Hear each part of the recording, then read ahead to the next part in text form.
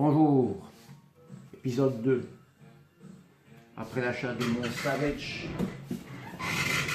XS, je vous ai déjà fait la vidéo, j'ai fait l'ouverture, le déballage.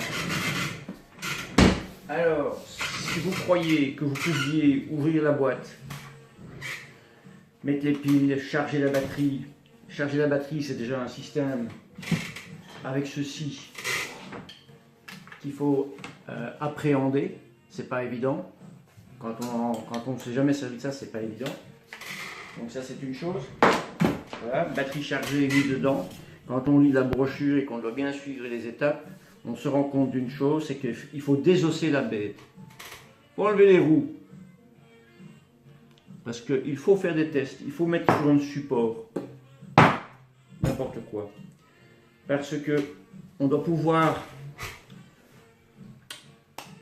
paramétrer, faire des paramètres ou l'appairage pour certaines autres utilisations de l'électronique entre la télécommande et la bête. Et donc, les roues, il faut les enlever, mettre un support parce que ça tourne un peu quand on veut tester si on a bien paramétré. Ça vous évite, si vous laissez les roues, que quand vous testez si ça fonctionne, waouh, ça va dans le mur, quoi. Donc voilà, j'ai dû ouvrir pas mal de choses. Donc ici, vous avez le transmetteur, non, le récepteur, je confonds toujours, le récepteur, et donc ça, c'est le transmetteur. Voilà. Donc,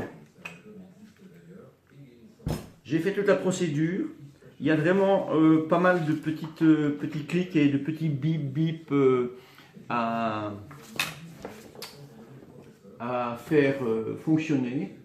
Et il faut s'assurer que tout ça soit clairement bien enregistré dans la mémoire. Une fois que vous avez tout éteint, ça garde en mémoire vos paramètres, histoire de ne pas toujours le faire à chaque reprise de pilotage.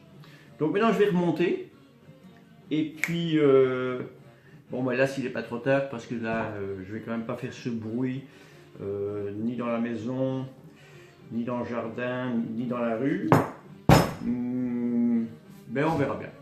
Voilà. Il faudra attendre l'épisode 3. Alors voilà, j'ai remonté l'ensemble, plus qu'à mettre la coque et faire un tour dehors. Ce que je voulais vous montrer, c'est d'abord, voilà, je pense que vous pouvez voir facilement les roues.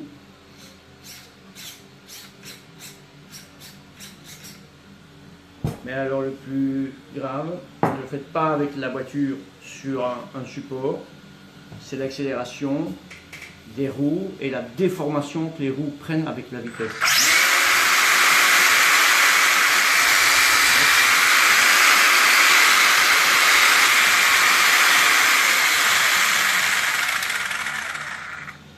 Vous voyez la déformation des roues?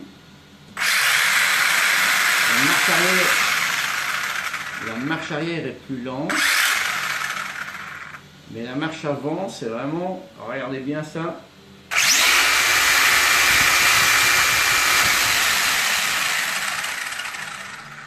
Ah, c'est prodigieux. Voilà, je reviens à l'épisode suivant.